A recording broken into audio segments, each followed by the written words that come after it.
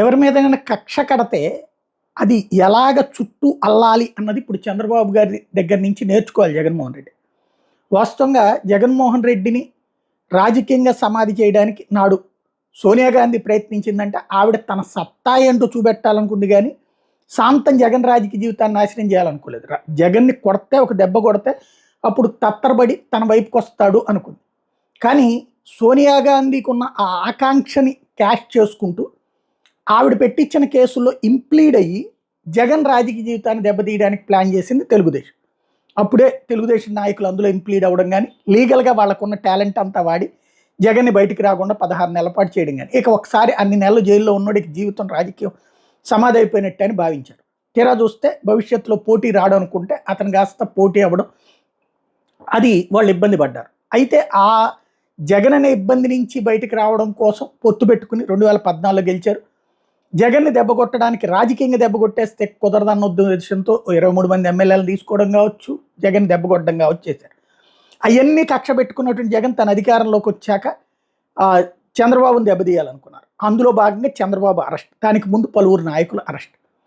అయితే తేడా చూడండి, చంద్రబాబు నాయుడుతో పాటుగా తెలుగుదేశం వాళ్ళని అరెస్ట్ చేస్తే ప్రతి ఒక్కళ్ళని కాపాడుకొచ్చుకున్నారు చంద్రబాబు నాయుడు.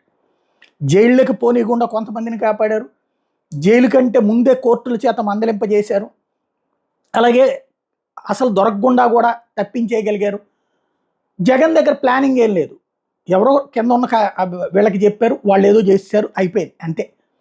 అవన్నీ కక్ష సాధింపన్న జనంలోకి వెళ్ళింది తప్పించి విజయం అన్నటువంటి సంబరం వైసీపీ వాళ్ళల్లో కూడా లేదు. ఒక్కడు కూడా సంబరపడాల, ఏదో కాసేపు స్టేట్మెంట్లు ఇచ్చారు సోషల్ మీడియా పోస్టులు తప్పించి మావాడు భలే కొట్టాడు అన్నది కూడా లేరు. ఎందుకంటే వాళ్ళు అవతల పక్క న్యాయస్థానాల్లో రివర్స్లో వచ్చి సక్సెస్ అవుతున్నారు. అదే ఇప్పుడు జగన్మోహన్ రెడ్డిని కానీ వాళ్ళ మనుషులు ఈవెన్ డైరెక్ట్గా ఓఎస్డీ లాంటి వాళ్ళని కూడా లోపలేస్తుంటే దిక్కు మొక్కు లేదు. జగన్కి అనుకూలంగా మీడియా లేదు, సోషల్ మీడియా లేదు, న్యాయస్థానాల్లో ఒక్కట్లేదు. అంటే వ్యవస్థలు ఎలా ఉండాలి, వ్యవస్థల మీద పట్టు ఎలా ఉండాలి, ఒకటి న్యాయపరమైనటువంటి పట్టు ఎలా ఉండాలా, ఆర్గనైజింగ్ ఎట్లా చేయాలి, దెబ్బ కొడితే ఎట్లా ఉండాలా, మళ్ళీ అవతలోడికి అవకాశం లేకుండా ఎట్లా చేయాలి, అలాగే చుట్టూ ఉన్నటువంటి శక్తిని ఎలా బలహీనపరచాలి, ఇవన్నీ ఇప్పుడు బాబుని చూసి జగన్ నేర్చుకోవాలి.